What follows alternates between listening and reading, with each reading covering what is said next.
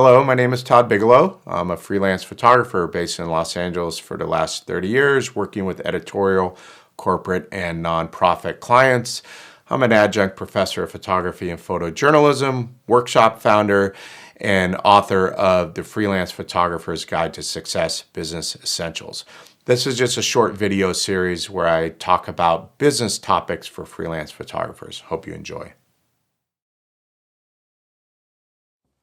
Hey everybody, thanks for stopping back by. I want to jump right back into it today and circle back to talking about a specific function of the archive again. We've addressed this topic a little bit in the past videos, and I addressed it recently in a podcast with B&H Photo. You can find the link on my workshop page, Business of Photography Workshop, if you're so interested, or go straight to the B&H Photo podcast. And it was a few weeks ago, so you'll be able to find it if you just scroll down. Okay, here's what I want to talk about specifically. When I talk about having your website as more than just a place to park your portfolio and to have it function as an archive, I often address it by saying I have 50 or 60,000 images on my website, if not more. And as is often the case, people say, wow, but doesn't that fly in the face of, the thought process that you only put your best work up on your website?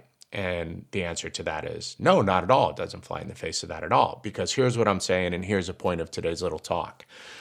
I split my website up. Okay, because it has archival function capabilities, I basically have a public-facing portfolio and a publicly accessible but non-browsable archive. Okay, so here's what I mean by that. You land on my site, toddbigelowphotography.com. I decide what I want you to see, just like I would if I had a retail outlet. I decide what to put out in the storefront, in the showroom. Okay, and I moved stuff around. But I have a revolving set of images that function essentially as my portfolio. It's what I want people to see when they land on my site. Okay, it's what I'm about, what I'm proud of, my creativity. It speaks to me as a photographer. That's my portfolio, and that's on my website. But my website is partitioned. The second and most important part of my website is the archival part. And that archive has 50 or 60,000 images in it. But when you land on my website, those 50 or 60,000 images aren't just sitting in, out on front and in some gallery, which you have to browse for, 3 days through. Not at all. That archival portion, that partitioned part of it, is available through either using the search function on my website. So there's a search bar, there's a search link. You can put in keywords and you can search my site. So anything that's not browsable out front is easily discoverable if you put in, whatever search term you're looking for. And if it hits on the term, it's going to pull up all of the results. So you can do that directly on my website with the search function. Of course, that's exactly how the search engines work. And all of the 50 or 60,000 images in my archive are fully searchable on all of the search engines, especially Google, obviously.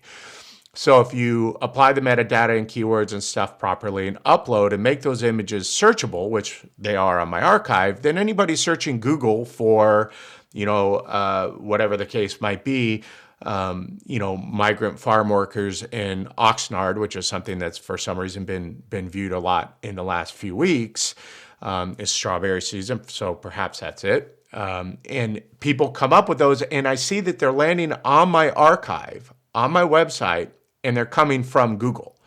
Okay, so that means that those images, those 50 or 60,000 images comprising, years and years of photography on many different subjects, people are finding those because they're searching on Google, and they're landing on the archival part of my website. They're not landing out, they're not coming to my portfolio and then going and looking for something. They're just on Google searching for images. Photo researchers, people looking to license, people looking to assign. That's what's so important, because I can use all of those images and use search engine optimization to get people onto my site. Ultimately, that's what we're after, because there's so many different photographers out there. People need to be able to find me. And that's how I use those images so that people can find my work and either hire me, which has obviously happened many times over the years, or find my work and license it, which happens all the time as well. So I use those images, I put them up on my archive, in a limited number I put out front on the publicly facing portion for people to browse through and search or see just by browsing. And then if they want to go further, there's a search capability directly on my website. But oftentimes, again, people just go to Google, people that are looking for photographers, people that are looking for images, and they Google something and they get a link, and it's because of the SEO and because of the metadata that's embedded in my images, they'll click on that link and land on my archive. Okay, so again, I'm looking to draw people to my site so that I can function as a business, so people can hire me and license my work. So that's what I mean when I talk about putting all of your work up on your website. I'm not talking about putting it all out on the public-facing portion of a portfolio, but to make sure that your website has that archival function so that it's kind of partitioned, portfolio and archive.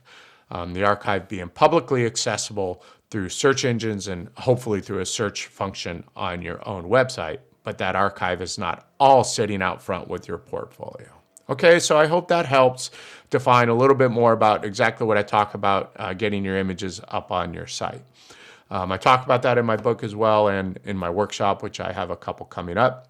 And thanks for stopping back by, and I'll see you again soon.